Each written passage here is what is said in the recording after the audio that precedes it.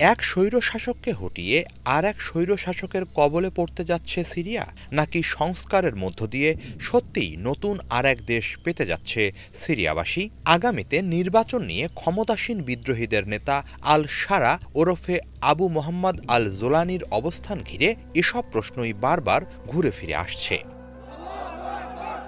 Saudi আরব ভিত্তিক গণমাধ্যম Al Arabiya টিভিকে দেয়া এক সাক্ষাৎকারে বিদ্রোহী গোষ্ঠী হায়াত তাহরির আল শাম HTS এর এই নেতা বলেন, 4 বছরের আগে সিরিয়ায় কোনো প্রকার নির্বাচন হবে না। তার এই বিস্ফোরক ঘোষণায় নানা মহলে চাঞ্চল্য ছড়িয়ে পড়েছে। অনেকেই এই ভেবে উদ্বিগ্ন যে এর মধ্য দিয়ে সিরিয়াবাসীকে নতুন করে স্বৈরশাসনের ফাঁদে ফেলতে চাচ্ছেন তিনি।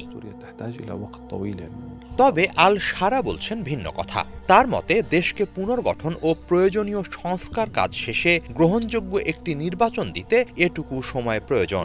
সংখ্যালঘু সংখ্যাগুরু নির্বিশেষে আগামীতে অন্তর্ভুক্তিমূলক নতুন এক সিরিয়া গঠনের আশাবাদ তুলে ধরছেন তিনি। আল আরাবিয়াকে দেয়া সাক্ষাৎকারে তিনি বলেন, সিরিয়ার জন্য নতুন এক সংবিধান লেখা হবে। এর জন্য অন্তত 2 থেকে 3 বছর সময় প্রয়োজন। নতুন একটি সংবিধান তৈরি বা সংবিধান সংস্কার করতে দীর্ঘ সময় প্রয়োজন। আমাদের বিশেষজ্ঞ দল লাগবে। সংবিধানের অনেক বিষয় আছে যেগুলো নিয়ে বিস্তারিত আলাপ আলোচনাও জরুরি। মনে রাখতে হবে, আমরা রাষ্ট্র পুনর্গঠন করছি। এতদিন যেভাবে রাষ্ট্র চলেছে আগামীতে সেই ছকে চলবে না। ফলে নতুন করে সব তৈরিতে সময় প্রয়োজন।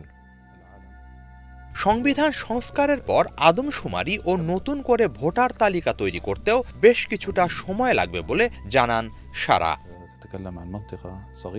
আদমশুমারি ও ভোটার তালিকা তৈরি করা সহজ কাজ নয়, আর এটা ছাড়া নির্বাচনী প্রক্রিয়া একেবারেই স্বচ্ছ হবে না। এর জন্য প্রকৃত ভোটার সংখ্যা নির্ণয় করা জরুরি। একই সাথে নির্বাচন ও ভোট গ্রহণের জন্য যথাযথ অবকাঠামো নির্মাণ করতে হবে। এদিকে নতুন করে রাষ্ট্র গঠন ও পরিচালনার প্রশ্নে আগামীতে নিজের বিদ্রোহী গোষ্ঠী হায়াত তাহরির আল শামকেও বিলুপ্ত করবেন বলে প্রতিশ্রুতি দিয়েছেন শারা। রাষ্ট্র কোনো গোষ্ঠী বা দলের মানসিকতা দিয়ে পরিচালিত হতে পারে না। আমরা বরাবরই এর জন্য প্রস্তুত। রাষ্ট্র পরিচালনার দায়-দায়িত্ব হায়াত তাহরির আল শাম বিলুপ্ত করার সুযোগ এনে দিয়েছে। জাতীয়ভাবে সম্মেলন ও সংলাপ আয়োজনের মধ্য দিয়ে হায়াত তাহরির আল শাম সহ সব বিদ্রোহী দল উপদল বিলুপ্ত করার অঙ্গীকার জানিয়েছেন আল শারা ওরফে জোলানি। সেই সম্মেলনে বিরোধী পক্ষ, সংখ্যালঘু, নৃগোষ্ঠী, ধর্মীয় নেতা থেকে শুরু করে সব মহলের অংশগ্রহণ থাকবে। এমনকি উৎখাত হওয়া স্বৈরশাসক বাশার আল আসাদের সাবেক কর্মকর্তাদেরও ওই সম্মেলনে অংশ নেয়ার আহ্বান জানাবেন আল শারা। সেখানেই সবার অংশগ্রহণে বিলুপ্ত করা হবে আগের সংবিধান ও পার্লামেন্ট।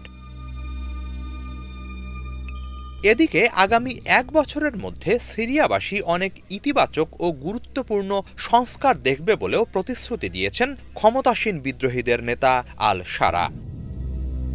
হিজল জোবায়ের, বাংলা ভিশন।